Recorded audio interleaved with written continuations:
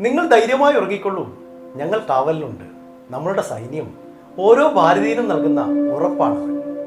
ആ ഉറപ്പ് പാലിക്കുവാനായി അവർ കണ്ണ് ചിമ്മാതെ അതിർത്തിയിലുടനീളം കാവൽ നിൽക്കും. നമസ്കാരം, ഞാൻ വിനോജ് വിസ്മയ. ഞാൻ ഇന്ന് നിങ്ങളോട് പറയുന്നത് കാശ്മീരിലെ പുൽവാമയിൽ വെച്ച് നമ്മുടെ സൈന്യത്തിന് നേരെയുണ്ടായ ഒരു ഭീകര ആക്രമണത്തെക്കുറിച്ചാണ്.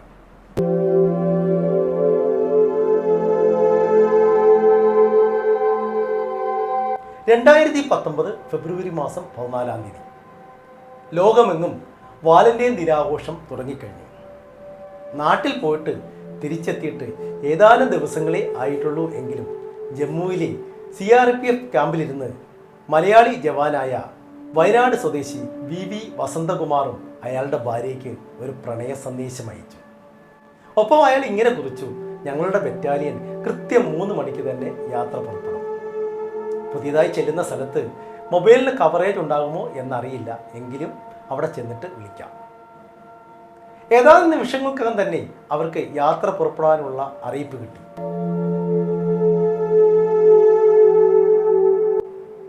ഏതാണ്ട് 2500 പരം ജവാന്മാരുണ്ടായിരുന്നു അവർ. 78 ബസ്സുകളിലായി നാഷണൽ ഹൈവേ 44 അവരുടെ വാഹനവ്യൂഹം മുന്നോട്ട് നീങ്ങി. ഫെബ്രുവരി മാസത്തിൽ കാശ്മീരിലെങ്ങും വലിയ മഞ്ഞുവീഴ്ചയാണ്. അതുകൊണ്ട് തന്നെ വാഹനങ്ങൾക്ക് മുന്നോട്ട് പോകണമെങ്കിൽ റോഡ് ക്ലിയർ ചെയ്യേണ്ടത് ആവശ്യമായിരുന്നു. നമ്മുടെ ജവാന്മാരുടെ വാഹനവ്യൂഹം ശ്രീനഗറിൽ അന്ന് വൈകിട്ടെത്താനാണ് ലക്ഷ്യമിട്ടിരുന്നത്.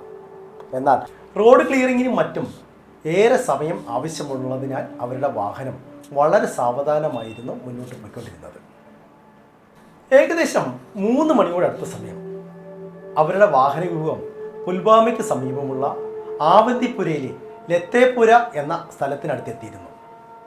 അതൊരു വിജനമായ സ്ഥലമായിരുന്നു. റോഡുകൾക്ക് ഇരുഭാഗത്തും ധാരാളം പുല്ലുകൾ വളർന്നു നിൽപ്പുണ്ടായിരുന്നു. അവരുടെ വാഹനം മുന്നോട്ട് പോവുകയാണ്. ജവാന്മാരെല്ലാം തന്നെ പാട്ടുപാടിയും തമാശകൾ പറഞ്ഞുമൊക്കെ വളരെ സന്തോഷത്തിലായിരുന്നു. ആ സമയത്ത് അവരുടെ വാഹനവ്യൂഹത്തെ ഓവർടേക്ക് ചെയ്ത് ഒരു കറുത്ത നിറത്തിലുള്ള സ്കോർപിയോ വാഹനം മുന്നോട്ട് പോയി. അത് കുറച്ച് മുന്നോട്ട് ചെന്നതിന് ശേഷം യു-ടേൺ എടുത്തിട്ട് ആ വാഹനവ്യൂഹത്തെ ലക്ഷ്യമാക്കി വളരെ സ്പീഡിൽ മുന്നോട്ട് വന്നു എന്ന് മാത്രമല്ല, മുന്നേ പോയിക്കൊണ്ടിരുന്ന ബസ്സിലേക്ക് അത് ഇടിച്ചു കയറിയും ഒരു ഉഗ്ര സ്ഫോടനം ഉണ്ടാകുകയും ചെയ്തു.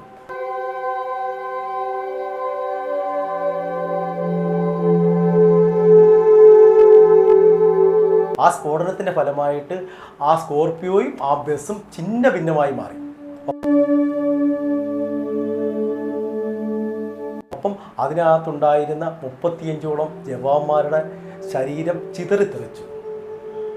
ഏതാണ്ട് 78ഓളം വാഹനങ്ങളുണ്ടായിരുന്നു അതുകൊണ്ട് തന്നെ ആ വാഹനവ്യൂഹത്തിന് ഏതാണ്ട് 1 കിലോമീറ്ററോളം നീളമുണ്ടായിരുന്നു.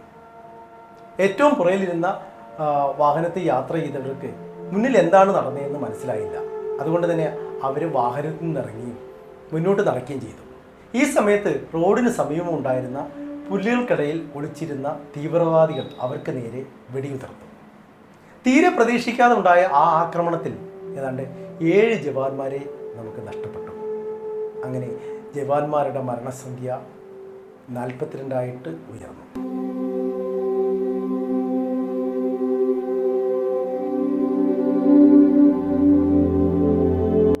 ആ വാർത്ത ഓരോ ഇന്ത്യക്കാരനും ഞെട്ടലുളവാക്കുന്നതായിരുന്നു. എങ്കിലും ആ സ്ഫോടനത്തിൽ സന്തോഷിച്ചവരും നമ്മുടെ ഇന്ത്യയിലുണ്ടായി. സ്ഫോടനം നടത്തിയ സ്കോർപിയോ വാൻ ഓടിച്ചിരുന്നത് ഇന്ത്യക്കാരനായ കാശ്മീർ സ്വദേശി ആദിൽ മുഹമ്മദ് എന്ന ഒരു 21കാരനായിരുന്നു.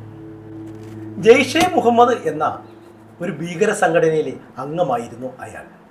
ജെയ്ഷെ മുഹമ്മദ് എന്ന വാക്കിൻ്റെ അർത്ഥം മുഹമ്മദിൻ്റെ സൈന്യം എന്നാണ്. ഇന്ത്യയെ നശിപ്പിക്കുക, ഇന്ത്യക്കാരെ കൊന്നൊടുക്കുക, കാശ്മീരിനെ സ്വതന്ത്രമാക്കുക എന്നതായിരുന്നു അവരുടെ ലക്ഷ്യം. പാകിസ്ഥാൻ ആസ്ഥാനമായി പ്രവർത്തിക്കുന്ന സംഘടനയാണെങ്കിലും അവരുടെ ഓപ്പറേഷനുകളെല്ലാം നടത്തിക്കൊണ്ടിരുന്നത് ഇന്ത്യക്കാരായിട്ടുള്ള ചില കാശ്മീർ യുവാക്കളായി. ആർട്ടിക്കിൾ 370 പ്രകാരം ഇന്ത്യയിലെ മറ്റേത് സംസ്ഥാനങ്ങൾക്ക് കിട്ടുന്നതിനേക്കാൾ കൂടുതൽ ആനുകൂല്യങ്ങളാണ് കാശ്മീരികൾക്ക് കിട്ടിക്കൊണ്ടിരുന്നത്. എന്നാൽ അതെല്ലാം വാങ്ങിയെടുത്ത് ഇന്ത്യക്കെതിരെ യുദ്ധം ചെയ്യാനാണ് അവരിൽ പലരും ശ്രമിച്ചുകൊണ്ടിരുന്നത്. വിദേശ ആക്രമണത്തെക്കാൾ കൂടുതൽ നമ്മുടെ സൈന്യം നേരിട്ടുകൊണ്ടിരുന്നത് ഇന്ത്യക്കകത്തു നിന്നുള്ള ഭീഷണികൾ തന്നെയായിരുന്നു. 10ാം ക്ലാസ് പാസ്സായ ശേഷം ആദിൽ മുഹമ്മദ് പാകിസ്ഥാനിലേക്ക് പോവുകയും അവിടെ അയാൾ പല ഭീകര സംഘടനകളിലും അംഗമാകുകയും ചെയ്തു.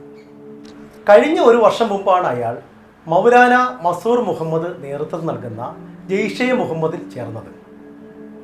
ഇന്ത്യയിൽ ഭീകര ആക്രമണം നടത്തിയതിന് ജീവപര്യന്തം ശിക്ഷിച്ച് ജയിലിൽ കഴിഞ്ഞ ആളായിരുന്നു മൗലാന മസൂർ അസർ. പിന്നീട് ഒരു വിമാന റാഞ്ചിനുമായി ബന്ധപ്പെട്ട് മൗലാന മസൂർ അസറിനെ ഇന്ത്യ ഗവൺമെൻറ് തീവ്രവാദികൾക്ക് വിട്ടുകൊടുക്കുകയാണ് ചെയ്തത്. അതിൻ്റെ പരിണിത ഫലമാണ് ഇപ്പോൾ പുൽവാമയിൽ നമ്മൾ കണ്ടത്. പാകിസ്ഥാനിലെ ആയുധ പരിശീലനത്തിന് ശേഷം ആദിൽ മുഹമ്മദ് പാക് അധീന കാശ്മീർ വഴി ഇന്ത്യയിലേക്ക് നുഴഞ്ഞു കയറിയായിരുന്നു. ഏകദേശം 350 കിലോഗ്രാമോളം AED എന്ന് പറയുന്ന ഉഗ്ര സ്ഫോടന ശേഷിയുള്ള രാസപദാർത്ഥമാണ് അയാൾ ആ സ്ഫോടനത്തിന് വേണ്ടി ഉപയോഗിച്ചത്. ആ സ്ഫോടനത്തിൽ തന്നെ അയാൾ മരണപ്പെട്ടു. പിന്നീട് 17 മണിക്കൂറോളം നമ്മുടെ സൈന്യവും തീവ്രവാദികളും തമ്മിൽ ഉഗ്ര പോരാട്ടം നടക്കുകയും ഒടുവിൽ 3 തീവ്രവാദികളെ വധിക്കുകയും ചെയ്തു.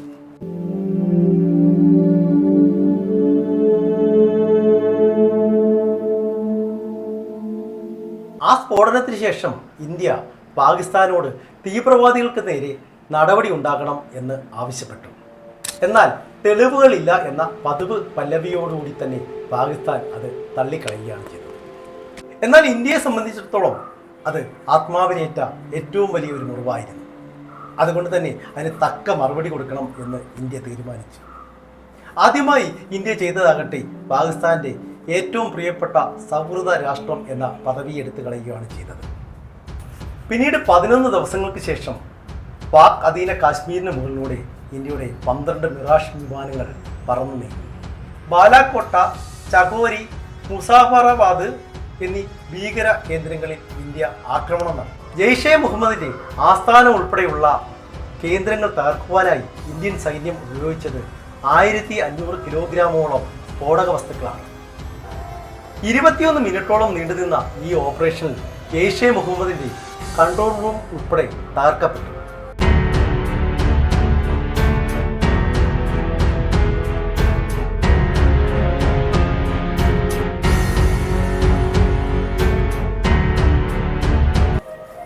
ആരെയും അങ്ങോട്ട് കയറി ആക്രമിക്കില്ലെന്നും എന്നാൽ ഇങ്ങോട്ടൊരടി അടിച്ചാൽ അങ്ങോട്ട് 9 അടി അടിക്കും എന്ന ഇന്ത്യയുടെ പ്രഖ്യാപിത ലക്ഷ്യമായിരുന്നു അവിടെ നടപ്പാക്കി. അതെ, നമ്മൾ ഉറങ്ങുമ്പോൾ നമ്മുടെ ജവാന്മാർ കണ്ണ് ചിമ്മാതെ കാവൽ നിൽക്കുകയാണ്. ഒരു വിദേശ ശക്തിയും ഭാരതാമ്മയുടെ മണ്ണിൽ കാൽ കുത്തിക്കില്ല എന്ന പ്രതിജ്ഞയോടെ.